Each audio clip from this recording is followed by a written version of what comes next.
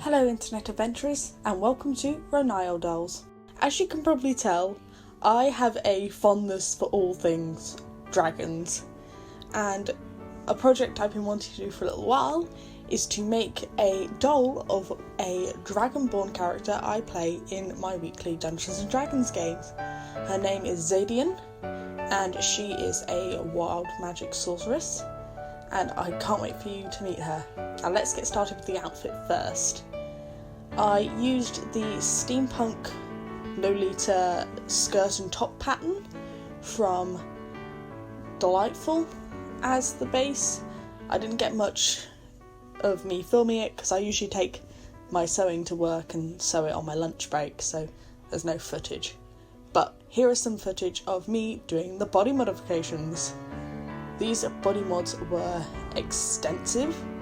I started by making wire armatures, things like the feet and on the head. For this I'm using a Rochelle Goyle doll, just like the one I used to make me, and I added lots of wire to make the horns. I removed her ear fins from the top and placed them on the side, and I used a polystyrene ball and wire to largen the snout, and I'm going to be covering it basically entirely in hot glue, sort of keep it down, smooth out the surface of the face, so when I come to add the epoxy later on, it'll be easier for me to do.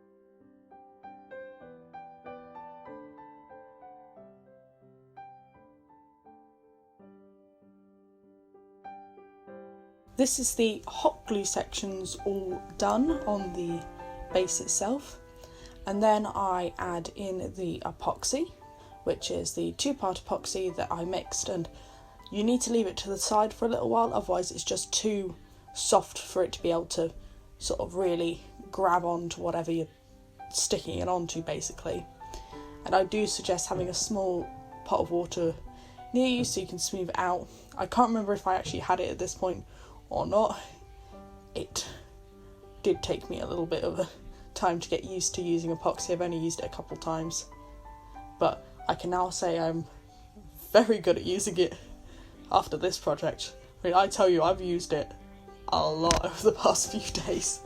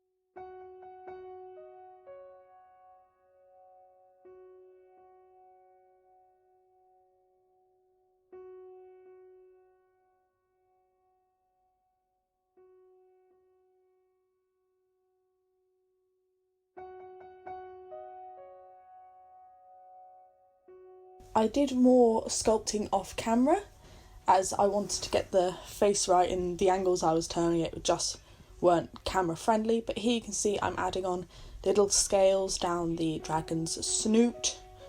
Don't at me, I call it a snoot. Then I continue them down at the back of the head, and I add a couple of big sort of spikes on the head as well. I really should have shrunken the head, which is only I realised after making it, because it's fairly large in comparison to the body. Next time I do this, I will definitely shrink the head or use a doll with a smaller head, like a Barbie instead of a Monster High. But this was the basic sculpting all done. Now I'm moving on to the body, where I've sculpted the feet onto the arbitrales. I did not want the feet to move because I could not be bothered. This doll is just for me. This is a doll that's not going to be for sale. It's mine. You can't have her. But I couldn't be asked to make the feet movable. I then did the same method I did on the head, with making lots of little epoxy circles and just sticking them down to make the scales. And in my mind, they are wonderful. I love them. It was so time consuming, but it was so much fun to do.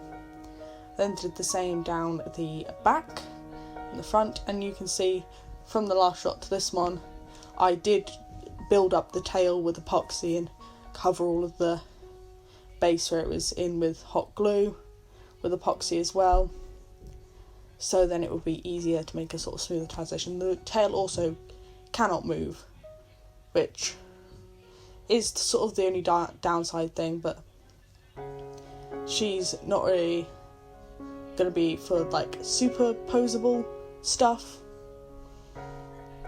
Also, I wanted the tail to look right. So now we're going to move on to colouring all of the body modifications. This is my first time using Rick Dymore. I have a stainless steel pan which I bought myself, so I'm not using my parents'. This is my pan, no one else's.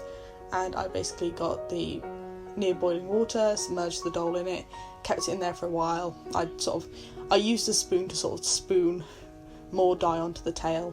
Here you can see me doing a method of putting white and greys onto the tops of the scales, then darkening up the underneath part with black, just sort of give it a little more dimension. This did sort of lessen when I sprayed it with Mr. Super Clear to seal it in, but then I just went over it again. And here is some of the detailing I did on the head.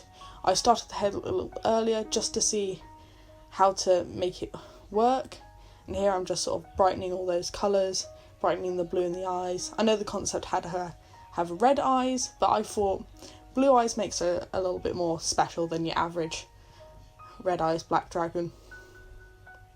10 points if you get the reference. I did actually give her some stunning eyeliner because I'm a little extra like that. And here I am painting the horns with some terrible camera angles. The horns took a while, and I had to do the head in several stages because I had to wait for everything to dry before I could paint the underside. I then added eye shines, and I glossed the eyes and the teeth because nice glossy eyes and teeth make my dragon just a little more lifelike. And here's the head all complete. It looks better in real life, don't judge me. So then this is her attached to the body. The red patch on the shoulder is for story purposes, and as you can see the head is really big compared to the body, but I do love her. Now let's get her all dressed and ready for some lovely photos.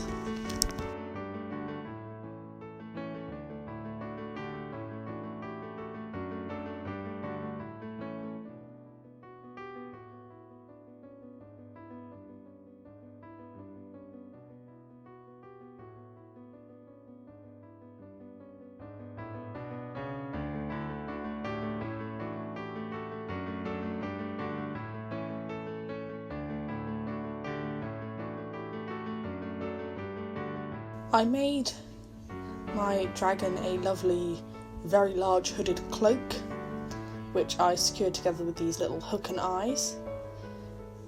I didn't show you how I made the cloak, it was just basically some sequined fabric I had from a waistcoat that I cut up, and I used the hood pattern from Delightful's hooded cloak thing, but I made it a lot bigger because it needed to fit over those horns.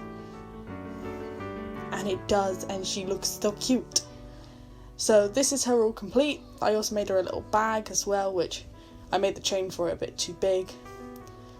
But she has this sort of like, she's scary, but she's wearing a cute little Lolita dress, and it's adorable. And I also had to take some pictures of her with the tiny dragon sculptures made by Same Kawaii on Instagram, because it's adorable, hilarious, and I love dragons so much. The dress I'm wearing is also from Same Kawaii on Instagram, as I am one of her patrons, and she is amazing. Go and support her, and also support me on Instagram as well, where you can find more stuff and you can order your own dragon if you want. Have a wonderful day.